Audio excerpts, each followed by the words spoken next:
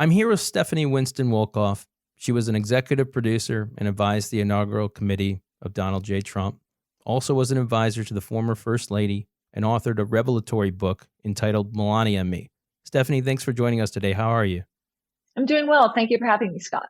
Getting into the beginning of it, did you know the Trump family for a long time before they went political? Yeah, I actually knew Melania. I didn't, and I knew Ivanka. I knew Ivanka socially, but I Right. knew Melania as a friend for almost 2 decades. And I met her while I was working at Vogue, and we became friends. And I believed it was a real friendship. And I learned the hard way that it wasn't. But I didn't really know the boys. I and Donald, I absolutely had met a bunch of times, and he was very charismatic. But we never, double dated or anything like that. It was really Melania and me. Right. And in your opinion, did she change as an individual, or did he after they got into like Republican politics, or were they always who we kind of saw them at the White House? Because I didn't go out with them socially, I really don't know what they were really like. I mean, there were a few events that we went to for some children's events, but I really couldn't tell you. I took it at face value. I guess that's the best way to say it. No. And for folks that may or may not know you, they may just think of, like, I remember she advised Melania. Can you tell our listeners a little bit about your background and whatnot? Sure. So I have been working in the fashion entertainment industry for almost, now it's 3 decades. And I had an incredible career that I loved so much. I was at Vogue for over 11 years, producing the Metropolitan Museum of Art's Costume Institute benefit with Anna Wintour. I helped raise over $60 million for the museum in order for the Fashion Institute to function. And as well as working on Men's Vogue, Teen Vogue, Vogue Living. And after working at Vogue, and in addition to the Met, I helped produce Seventh on Sale, Fashion's Night Out. I mean, some of the largest events in the country or in the world, basically. And then after that, after Vogue, I really thought I was going to take a little time off. And about 3 months later, Anna Wintour called me and asked me to become the ambassador for the move of Mercedes-Benz Fashion Week from Bryant Park to Lincoln Center. So I became the founding fashion director for Lincoln Center, overseeing Mercedes-Benz Fashion Week, which took place overseeing Mercedes-Benz Fashion Week, which took place twice a year. I also became then, I worked with Lincoln Center as their founding fashion director, and I worked as IMG's director of fashion. And then in the middle of that, because things got a little political at Lincoln Center and with IMG, Anna told me to start SWW Creative. And that's how SWW got, it was more about working with the industry and working with the young designers and the established brands as well, but helping young emerging designers be able to have a platform as well. And Lincoln Center was the perfect place for that. And culturally, it was iconic, and everyone really enjoyed it. And I loved it. And I worked with many, many different institutions. And throughout the year, I also produced Lincoln Center Presents Ralph and Oprah in Conversation. And that was something that it was a designer lecture series that I was starting at Lincoln Center. And I also afterwards partnered with Penske Media. I co-created and executive produced the Style Awards, which launched Mercedes-Benz Fashion Week. And then I also, a bunch of different things, many different clients. But my world of production was deep and enjoyed so much. And I gave it all up to help Melania and the Trumps and produce the inauguration. So before I ask you the next question, I need to do a little Scott show and tell here, but most people don't know, but I worked on President Obama's 2009 Inaugural Committee. I was the deputy director of what they called the Real People Project. So his train ride in from Philadelphia to D.C., I helped manage that, and also helped manage the 43 people that he had on his inaugural committee itself. So Quincy Lucas, who nominated Joe Biden for the VP spot Lilly Ledbetter, who obviously was the first bill that Obama signed into law. I also worked on 2012 convention and a bunch of campaigns in between. Neither of those led to any investigations that I know of whatsoever. So this is a topic that's near and dear to my heart. Obviously it's supposed to be in the inaugural committee, a nonpartisan affair, and focused on the country and building up what we can with that.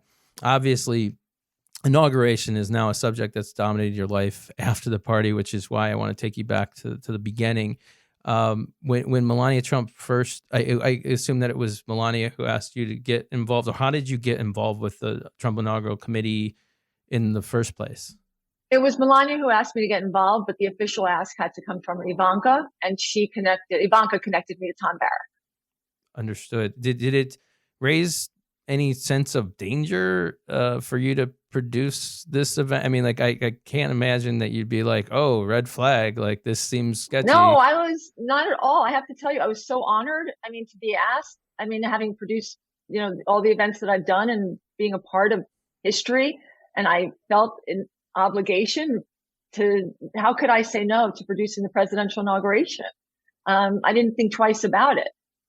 Right. It seems like you could have had your pick of whatever you wanted, because those are some of the most stressful events. I mean, obviously the inauguration is one thing, but like Fashion Week and the Met, like those are like really stressful events, and running those, it just seems like a tough gig. So like, I'm not sure, was inauguration just cakewalk? You know what I mean? Like after that, it's like, oh, they're all worried about this, but like, look at what I've had to do before. Like, was it more like, was it a lot easier to join this? Like, was it very time consuming? Like how demanding was the work with the inaugural committee? Well, I have to say, there was nothing more complicated or difficult than working on the presidential inauguration committee and planning the inauguration. I mean, the Met was a piece of cake. I mean, that's the truth. Wow. And the reality behind all of that is that I was in control with Anna Wintour and the Met of a transparent budget. Planning the Met Gala was a piece of cake compared to planning the presidential inauguration. Right. Which is quite frightening, actually. Look, I didn't know the players. I didn't know who I was getting involved with. I thought I was going in to produce 2 events, and those 2 events turned into 18 events. And, you think you're going in and working with certain vendors that have been part of the process since the Truman era, and you realize that those vendors are actually perhaps not doing what they should be doing. Mm-hmm. And so more vendors are brought in and more vendors are brought in, and the budgets just kept going in different directions, and people kept showing up out of nowhere. And different committees were formed, independent of any conversations. And there was just a lot of, when I say it was like a circus, it really was. Mm-hmm. And I didn't realize that I was, going to be the woman, blown out of the cannon. Right. It was always confusing, because I was like, so we have it was the neighborhood ball, which was the first ball that he went to, and then where people could buy ticket. I mean, it was hard to get in because there were a few thousand people there, and that was it. And then there was like an East ball, a West ball, a Midwest ball, a South right. ball, and then later on there was a staff ball. I remember for our staff ball, which was like 1,500 people at the Armory in DC, and we had Arcade Fire open for Jay-Z and Beyonce. And that's awesome. Nobody knew who Arcade Fire was. I was like, what are you talking about? Right. They still have festivals. And they're like, I never heard of them. And I'm like, you need to get out from under your hole in your desk. Like, what are you doing, man? Anyways, that is interesting, because people would assume, I even assumed that those events would be so, obviously taxing, but then you get to, you make a great point that, the political end of it, and also just what, not knowing the players and whatnot, it makes it tough. That, there's this whole thing, and I've seen so many different angles from it in regards to this $26 million contract, which I allegedly was with you, and you had money that you got paid personally? It does not seem like, I'm not sure exactly what does it mean with this contract? Where did this money go? Was that actually your money? Did it go to you? I don't understand because it's confusing. I see some things on left or right, but I don't see like clarity in regards to like, was there even a contract? Like that, I don't even know. Like, did you see a contract? Did you sign? Like, I Oh don't my God. actually. I think you're like the first person that's actually asking that question. I really appreciate it because the contracts are definitely areas of interest that should concern people.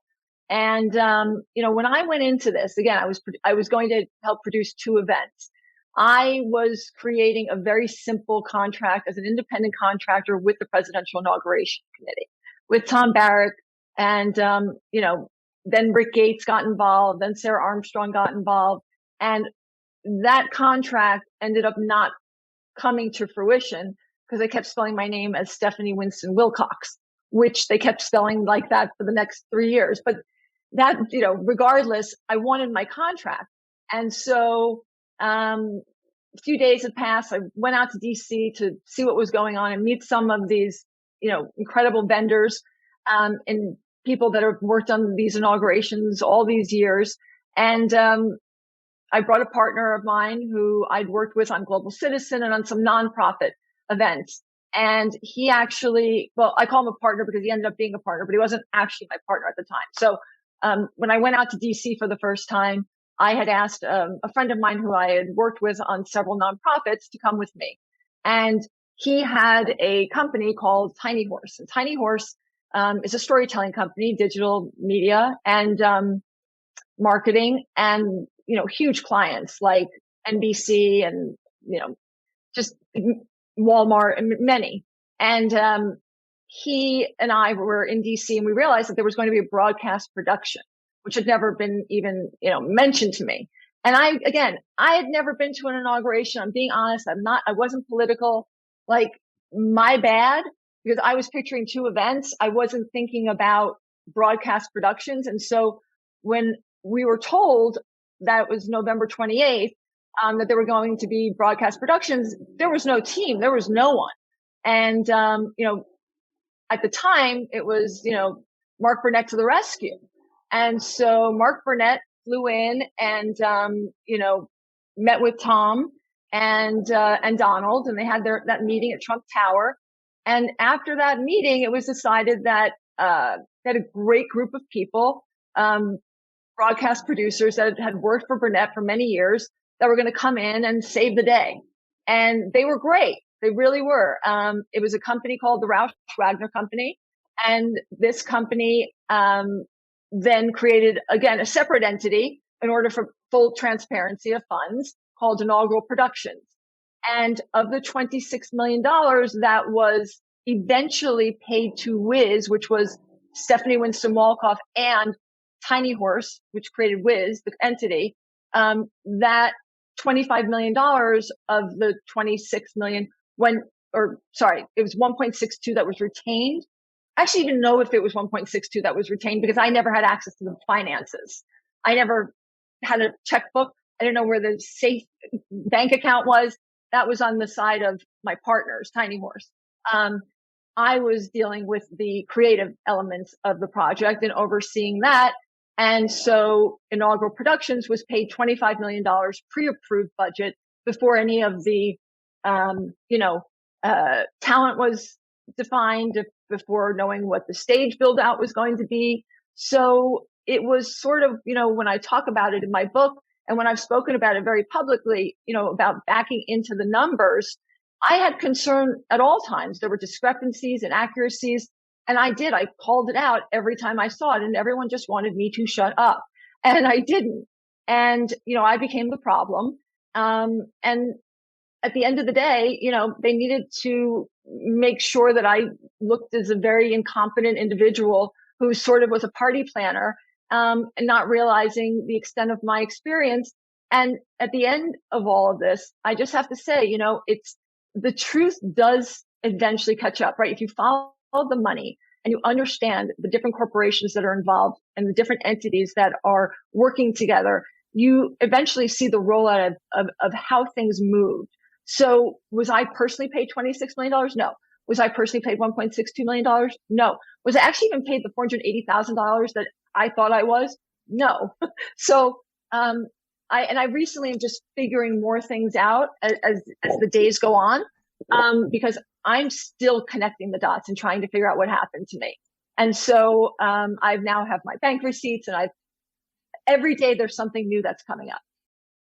Where did the money go, or do you not know yet? I mean, like this money was routed. Did it land in someone's bank account? Oh yeah, the money. No. The $25 million went to Inaugural Productions, which was a broadcast production company entity created by Mark Burnett's broadcast production people, and that went to all the third-party vendors.